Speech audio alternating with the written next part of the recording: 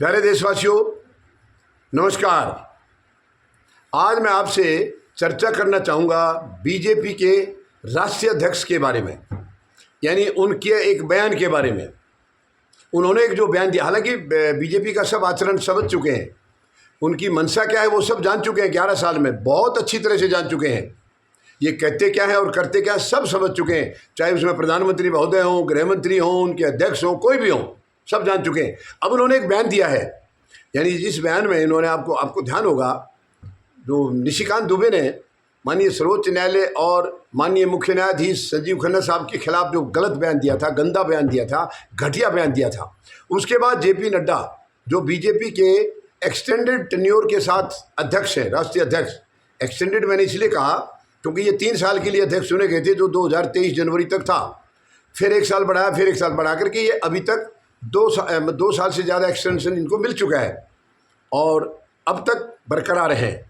ये उनका जो बयान उन्होंने जो निशिकांत दुबे के खिलाफ जो बताया है, ये कहा है कि निशिकांत दुबे के बयान से हम किनारा करते हैं, हमारा कोई लेना देना नहीं है, क्योंकि हम माननीय सर्वोच्च न्यायालय का बेहद सम्मान करते हैं। ये शब्द कहा है और इस शब्द से मुझे बड़ी हैरानी हुई है। बीजेपी और सर्वोच्च न्यायालय का सम्मान, ये चीज़ें आपस में मेल खाया नहीं है, ये मेल नहीं खा रहा है। और ये मैं अपनी तरफ से नहीं कह रहा हूँ, इनका इतिहास देख लीजिए, उठा करके देख लीजिए 11 साल का। आप पहले का छोड़ दीजिए, केवल इस 11 साल का ही देख लीजिए। माननीय सर्वोच्च न्यायालय का कितना सम्मान किया इन्होंने, कितना सम्मान किया है। आप देखिए, इनके एक मंत्री हैं किरण रिजिजू, अल्पसंख्यक मामलों के मंत्री हैं, पहले वो कानून मंत्री भी थे। उस वक़्त उन्होंने एक न्यायाधीश के बयान के बारे में, पूर्व न्यायाधीश थे, उनके बयान के बाद उन्होंने टिप्पणी की है कि चुन करके आप नहीं आते, हम आते हैं, जवाबदेही हमारी है। यानी बहुत ही घटिया बयान दिया था। तो क्या जेपी नड्डा ने पूछा उनको? इन्हीं के कार्यकाल की बात है, क्या पूछा? अगर आप माननीय सर्वोच्च न्यायालय का सम्मान करते हैं तो उन्होंने न्यायाधीश के खिलाफ एक गलत टिप्पणी की थी, क्या आपने किरण रिजिजू से पूछा? और अब दोबारा फिर आप बताइए, मैं जेपी नड्डा से सीधा सवाल कर रहा हूँ। अभी किरण रिजिजू ने आपका जो वक्फ कानून जो बन चुका था और जिसको माननीय सर्वोच्च न्यायालय में चैलेंज किया गया है, 16 अप्रैल को उसकी हियरिंग थी और 16 से पहले, मतलब हियरिंग से पहले करीब 17-18 घंटे पहले, यानी कि 15 अप्रैल को किरण रिजिजू जो इस वक्त अल्पसंख्यक मामलों के मंत्री हैं, उन्होंने एक बयान दिया कि हमें पूरा भरोसा है माननीय सर्वोच्च न्यायालय इस कानून के लिए दखल नहीं देंगे। तो जेपी नड्डा साहब बताइए, क्या वो मान कर रहे थे, सम्मान कर रहे थे? आपके मंत्री क्या सर्वोच्च न्यायालय का सम्मान कर रहे थे जब उन्होंने ये कहा कि हमें विश्वास है दखल नहीं देंगे? और इतना ही नहीं, उसके बाद उन्होंने कहा कि अगर माननीय सर्वोच्च न्यायालय कार्यपालिका और विधायिका के काम में दखल देंगे और कल हम न्यायपालिका में दखल देने लगेंगे तो मैं फिर नड्डा साहब से पूछना चाहूँगा, जेपी नड्डा साहब, भारतीय जनता पार्टी के राष्ट्रीय अध्यक्ष साहब, क्या ये सम्मान है? ये सर्वोच्च न्यायालय का सम्मान किया है आपके मंत्री ने?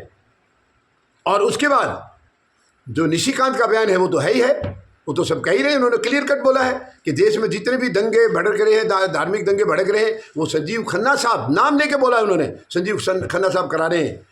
तो जेपी नड्डा साहब, अगर आपके अंदर माननीय सर्वोच्च न्यायालय के प्रति जरा सा भी प्रेम होता तो आपके इस सांसद की औकात नहीं थी कि वो इतना गंदा बयान देता माननीय सर्वोच्च न्यायालय या उनके मुख्य न्यायाधीश महोदय के खिलाफ। तो आपका क्यों नाटक कर रहे हो कि आप सम्मान करते हो न्यायालय का? आप केवल नाटक करते हो और ये बयान जो दिलाते हैं आप ही लोग दिलवाते हैं। मैं दोष नहीं लगा रहा हूँ, ये आपके जो शीर्ष नेतृत्व में हैं वही लोग अपने सांसदों से, विधायकों से या किसी दूसरे कार्यकर्ताओं से बयान दिलवाते हैं ताकि आपके मुंह से शब्द ना जाए और वो जो जहाँ पहुँचाना चाह रहे संदेश, वहाँ संदेश भी पहुँच जाए और बाद में किनारा कर लो, क्या फ़र्क पड़ता है? इनके बयान से हमारा किनारा है। और अगर आप माननीय सर्वोच्च न्यायालय का सम्मान करते, जेपी नड्डा साहब मेरे सवाल का जवाब दीजिए, अगर सच में आप सर्वोच्च न्यायालय का सम्मान करते तो निशिकांत दुबे इस वक्त जेल में होना चाहिए था। केवल बयान से किनारा करने से आपका फ़र्ज पूरा नहीं हो गया। फ़र्ज पूरा तब होता जब इनको जेल भेजा जाता, इनकी सांसदी छीन ली जाती। हम तब मानते कि यस, आपके एक सांसद ने माननीय सर्वोच्च न्यायालय के खिलाफ भद्दी टिप्पणी की है और आपने, क्योंकि आप माननीय सर्वोच्च न्यायालय का सम्मान करते हैं, उनका सम्मान करते हुए तुरंत आपने अपने सांसद के खिलाफ गंभीर एक्शन लिया है। हम तब मान जाते। तो आपकी कथनी और करनी में बहुत फर्क। आप क्यों बेवकूफ़ बना रहे देश को, क्यों जनता को मूर्ख बना रहे? कब तक बनाओगे? 11 साल हो गया है और 5 साल आपका भी हो गया अध्यक्ष रहते हुए। आप कब तक पागल बनाओगे जनता को? अब जनता समझ चुकी है, सब जान चुके हैं कि आप क्या चाहते हैं। आपकी कथनी करनी में क्या फ़र्क है? आपके किसी भी नेता का देखो, कुछ अधिक हर जगह ख़राब नहीं होते सारे लोग, हर जगह सारे अच्छे भी नहीं होते। वही आपके यहाँ भी, आपके यहाँ कुछ लोग अच्छे भी हैं, बिल्कुल मैं कहना चाहूँगा। लेकिन आपका इतिहास क्या कह रहा है, मुख्य मतलब मेजोरिटी आपकी क्या कह रही है? मैं बीजेपी के राष्ट्रीय अध्यक्ष श्री जेपी नड्डा से सवाल करना चाहूँगा, बताइए, ईमानदारी से बताइए, आप सच में सर्वोच्च न्यायालय का सम्मान करते हैं? अगर करते हैं तो ये मेरा वीडियो आपके कानों तक जाते ही उससे पहले निशिकांत दुबे जेल में होना चाहिए, उनकी सांसदी रद्द होनी चाहिए। हम मान जाएंगे। 17 क्रिमिनल केस जिस इंसान के खिलाफ चल रहे हैं वो संसद में बैठा है, संसद की शोभा बढ़ा रहा है, मतलब लोकतंत्र के उस पवित्र मंदिर की शोभा बढ़ा रहा है। क्या अच्छे लोग नहीं है आपके पास? आपके पास अच्छे लोग नहीं हैं, क्यों दागी लोग बैठे हैं? 240 में से जेपी नड्डा साहब 94 लोग आपके दागी हैं। क्या ये सर्वोच्च न्यायालय का सम्मान कर रहे हैं आप? सर्वोच्च न्यायालय की तरफ से तो आदेश है कि वहाँ जीरो टॉलरेंस होना चाहिए, क्रिमिनल की कोई एंट्री नहीं होनी चाहिए। और आपके 94 सांसद आप छोड़ दीजिए, स्टेट्स का, राज्यों का छोड़ दीजिए, मैं केवल संसद की बात कर रहा हूँ। 240 में 94 दागी हैं आपके, जिसमें टिकट तो आप ही ने दिया होगा। ये मैं वर्तमान की बात कर रहा हूँ, वर्तमान, पिछले छोड़ दीजिए आप। वर्तमान में 240 में से 94 दागी हैं आपके। तो क्यों है ये दागी? क्या माननीय सर्वोच्च न्यायालय के सम्मान करने के लिए आपने इन दागियों को टिकट दिया है? मेहरबानी करके कथनी और करनी में इतना फर्क मत रखिए। जो कहते हो वो करके दिखाओ, हम मान जाएंगे। तो आप कितना सम्मान कर रही है पूरा देश जानता है। आप कानून की धज्जियां उड़ा रहे हैं, लोकतंत्र की धज्जियां उड़ा दी आपने, देश को पूरा बेच दिया आपने, देश को कमजोर कर दिया है, जाति और धर्म में बांट दिया है। आप केवल नफरत फैला रहे हैं। और आपका एक सांसद कहता है इससे ज़्यादा भद्दा, अगर ये किसी और ने बयान दिया होता तो अब तक उस सांसद की या उस व्यक्ति की क्या हालत होती। राहुल गांधी का बयान आपके सामने है, मैं कोई फेवर नहीं कर रहा हूं किसी का। राहुल गांधी ने मोदी सरनेम के ऊपर केवल एक बयान दिया था, किसी का नाम नहीं दिया, किसी का कुछ। आपके सांसद ने तो डायरेक्ट नाम लिया है और अभी तक वो खुली हवा में घूम रहा है। इससे ज़्यादा शर्मनाक और क्या होगा? क्या ये सर्वोच्च न्यायालय का मान कर रहे हैं आप, सम्मान कर रहे हैं आप? मत ये नाटकबाजी करिए।